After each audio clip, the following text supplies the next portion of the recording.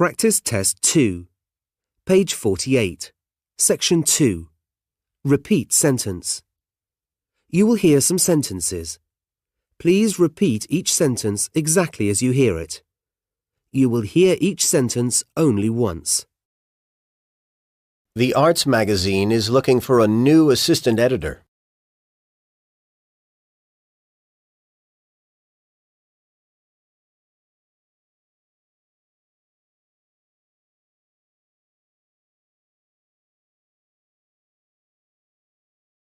The lecture will deal with the influence of technology on music.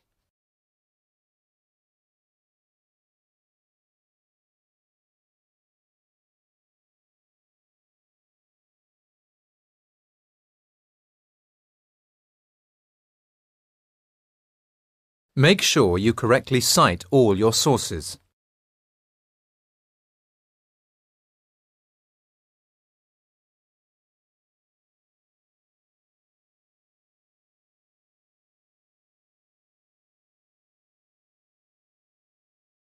There are hundreds of clubs and societies to choose from.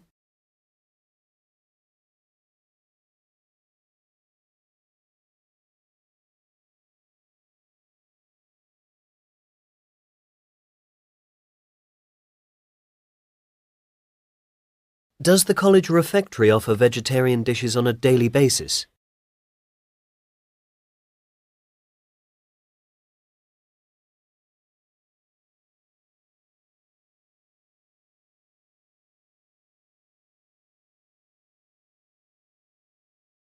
All essays and seminar papers submitted must be emailed to your tutor.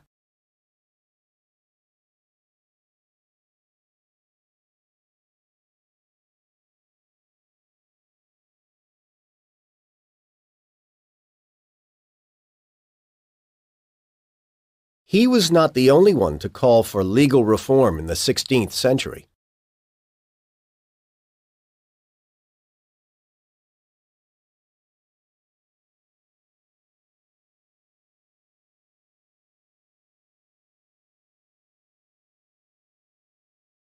The Drama Society is now auditioning for parts in the student play.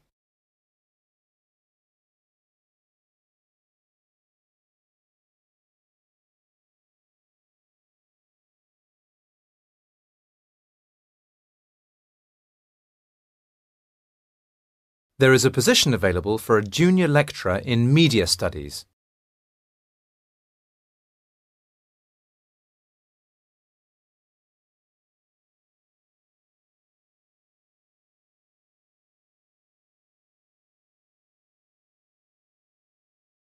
There will be a significant rise in tuition fees starting next year.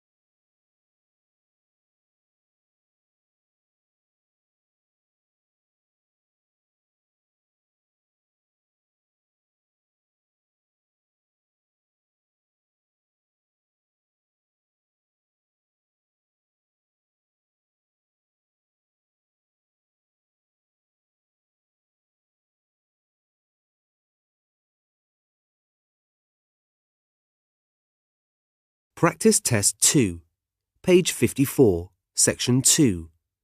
Retell lecture. You will hear a lecture.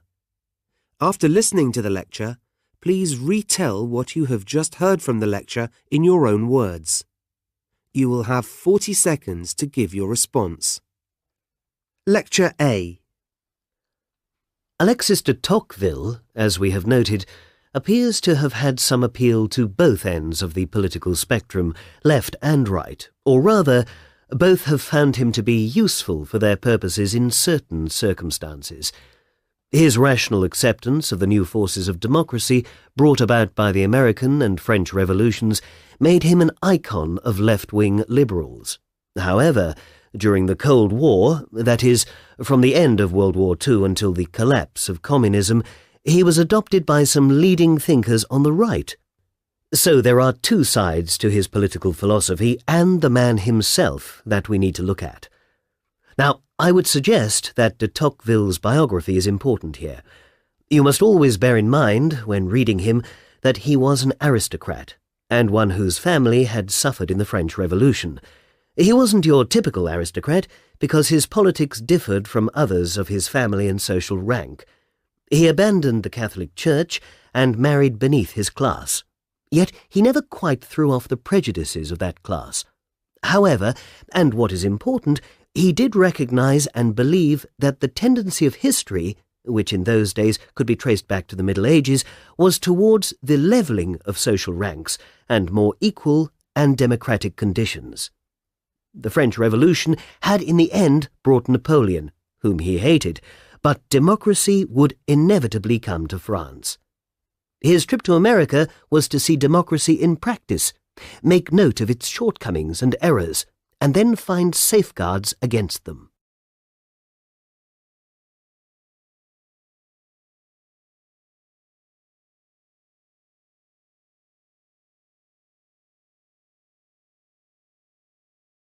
Lecture B. What I want to look at today is the question of how much technology, if a pen can indeed be called technology, perhaps I should say the instrument of writing, affects a writer's style and level of production. I also want to consider other factors that may have an effect on prose style, such as personality, educational background, and so on. Now, production levels aren't so hard to measure in relation to the writing instrument used. The quill pen, for instance, would need continual refilling and resharpening, which led to a leisurely, balanced style of prose full of simple sentences. Writing took a lot longer than now, and the great novelists of the 18th century, Fielding, Smollett, Richardson, had a relatively small output, though some of their books ran to enormous length. By the middle of the 19th century, the fountain pen had been invented. It didn't need such constant refilling, which can account for the more flowing, discursive style of, say, Dickens and Thackeray, as well as their tremendous output. Then came the typewriter, whose purpose, once you got the hang of it, was to speed up the writing process, and was therefore much favoured by journalists. This, it seems to me, gave rise to a short-winded style, characterised by short sentences. A short prose style, if you like. Dictating machines and tape recorders led, as one novelist complained, to writers becoming too conversational, rambling and long-winded. Henry James, although he didn't use these machines, dictated his later novels, and, well, some might agree with this accusation. Well, it looks as though we're going to have to leave word processors, computers, and, of course, the way film and its narrative techniques have affected writing style for another day.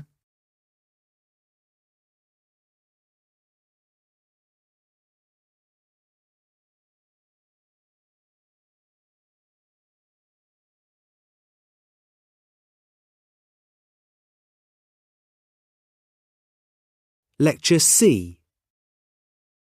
It is almost impossible these days not to include photography in a course on the history of art. I disagree with people such as Walter Benjamin, who suggest that technology and art don't go well together. Photography, with its realism, its accurate representation of the thing in front of you, initially deprived many artists of their subject matter, forcing them to look in new ways. No bad thing. True, mass-produced images of, say, the Mona Lisa obviously can't provide the same experience as seeing the real painting. On the other hand, there are photographs which, to my mind, are far more thought-provoking and have greater emotional impact than a painting of the same subject ever could. Some people say that the traditional idea of an artist with a trained hand and eye is old-fashioned.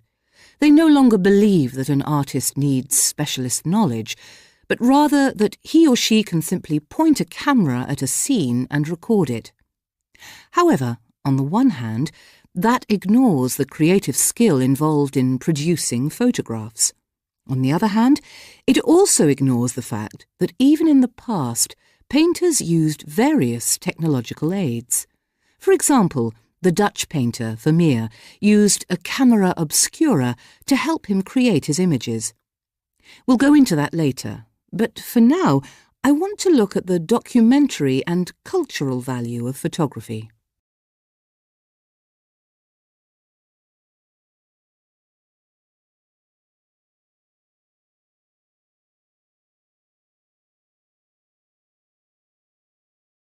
Practice Test 2, page 54, section 2.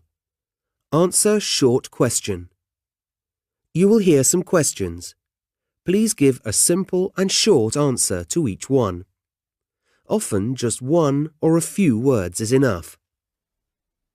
What emergency service is usually called when someone is in trouble at sea? Ambulance or Coast Guard?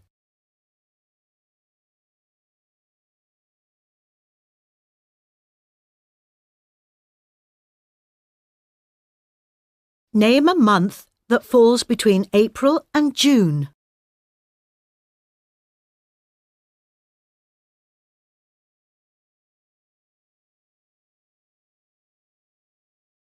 What word describes moving a program or other material from a website to your computer?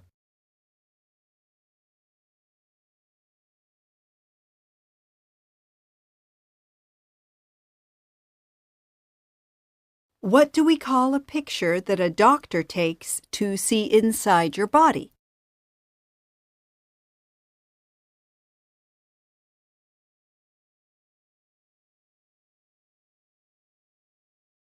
What crime has someone stealing items from a shop committed? Shop-fitting or shoplifting?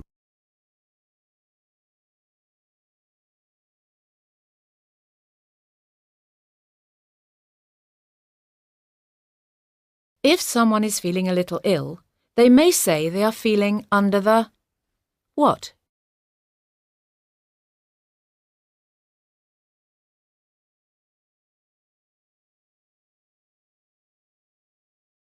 Who is the person in charge of a football match?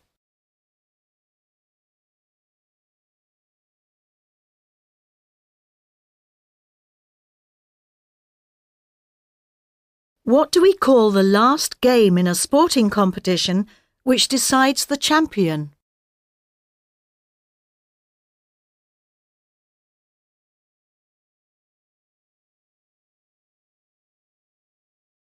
What is the general term for paintings of the countryside or natural views?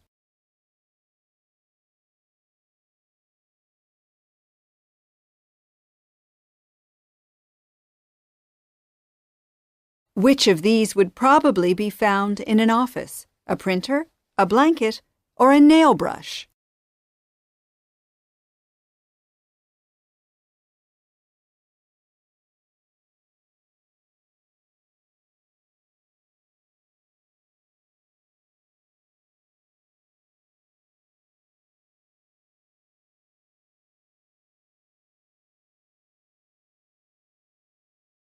Practice Test 2, page 51, section 2.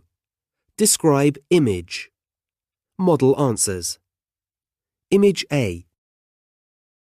This pie chart shows how many hours a year people spend on average visiting their local doctor in England. At 35 hours a year, people in the southeast spend the largest amount of time, with the east not far behind at 33 hours a year. People in the northeast and the northwest, at 13 and 15 hours respectively, spend the least time with their local doctor. People in the West visit their doctor for 17 hours a year, while the figure for the Southwest is 20 hours. Image B. This chart shows how many students on average are late for college on each day of the working week. It is noticeable, but not surprising, that Monday is the day when the largest number of students is late, as many as 30. Friday has the second largest number of late students, with an average of about 17. Wednesday follows with about 15 latecomers. Tuesdays and Thursdays are roughly the same, with the fewest late arrivals, numbering about 10. Image C. This table compares how males and females over age 16 use their time doing various things each day. It covers many kinds of activities, including how much time they spend sleeping, eating, and watching TV. One striking difference is that men have about 5¼ hours leisure time, whereas women have about half an hour less than this. The biggest difference is time spent doing housework. Women spend 3 hours a day doing housework, while men spend just under half that amount. Otherwise, there is not much difference between the time males and females spend on other activities. Image D. This graph compares the proportion of households and businesses in the UK with internet access and broadband connection to those in the rest of the European Union. It shows that the UK is about 10% above the EU average for internet access at home. Just over 30% of households in the EU have a broadband connection, while the UK is 12% above the EU average. For businesses, there is less difference. In fact, internet access is equal in both the UK and EU at more than 90%, while for broadband connections, the UK is only slightly higher. Image E. The chart shows population change in the 12 years from 1998 to 2010. It shows both natural change, which I assume means births and deaths, and net migration, and how these contribute to population growth. Between 1998 and 2002, there was a decline in growth due to natural change. But after that, there was a steady rise during the rest of the period, peaking at an increase of just under 250,000. Figures for net migration peaked in 2005 at over 250,000, then fell to under 200,000 in 2009, before picking up again to reach about 225,000 in 2010. In general, the population rose over the period covered. Image F.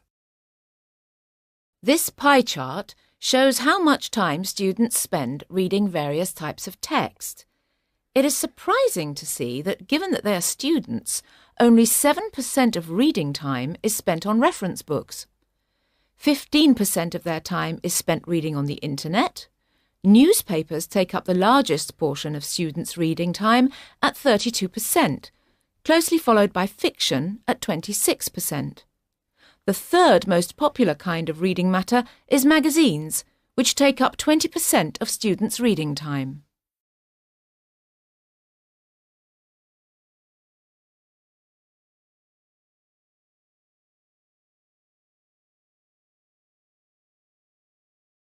Practice Test 2, page 54, Section 2. Retell lecture. Model answers. Lecture A. People on both the left and right wings politically have adopted de Tocqueville. He appealed to the left wing because he accepted democracy, and he appealed to the right wing during the Cold War. Although he was an aristocrat, his views differed from his family and other aristocrats. He believed that in the future, people would be more equal. Lecture B. The instrument writers use affects their style. Writing with a quill took a long time, so writers tended to write in short sentences. They had a balanced style, and their output was small. Writing with a fountain pen led to a more flowing style. Writing with a typewriter produced a more journalistic style, and writers produced much more work. Some people feel that writers who dictated their work, such as Henry James, became too conversational. Lecture C. The lecturer said that art and technology can exist together. She said that photography forced artists to see in new ways, and photographs can have a lot of emotional impact. Some people think photography is easier than traditional art. However, they don't realize that it takes skill to produce good photos, and that many traditional artists, such as Vermeer, use technology to help them create their images.